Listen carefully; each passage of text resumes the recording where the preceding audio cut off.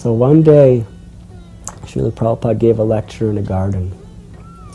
And as he was walking out from the lecture to his car, I had just arrived.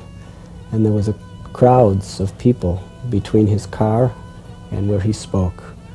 And they were all just bowing down to him as he was walking by. So I was one of those people in the crowd. And I bowed down just as Srila Prabhupada was walking by me. And then I got up. And when I got up, Srila Prabhupada was stopped right in front of me. So I looked up at him. I was on my knees. And Srila Prabhupada had a very serious expression on his face.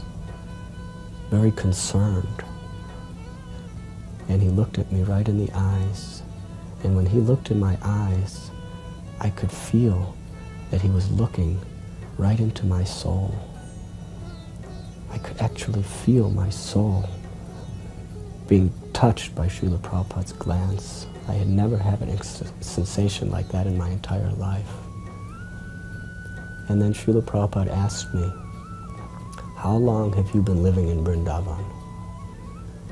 And I was thinking, oh no, all the devotees have been chastising me. Now Srila Prabhupada's going to chastise me. So very shy, I said, "Srila Prabhupada, I've been here about 6 months."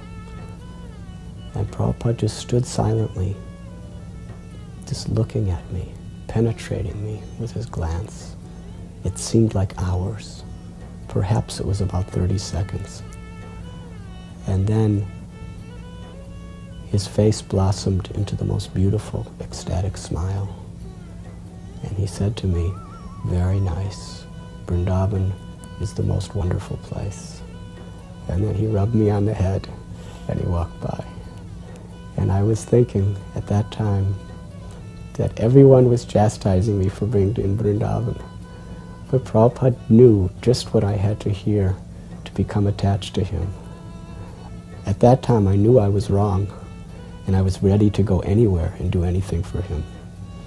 Because I felt such a love, such an understanding, such a depth that he was willing to say whatever was required to encourage me to become more attached to him and more attached to devotional service.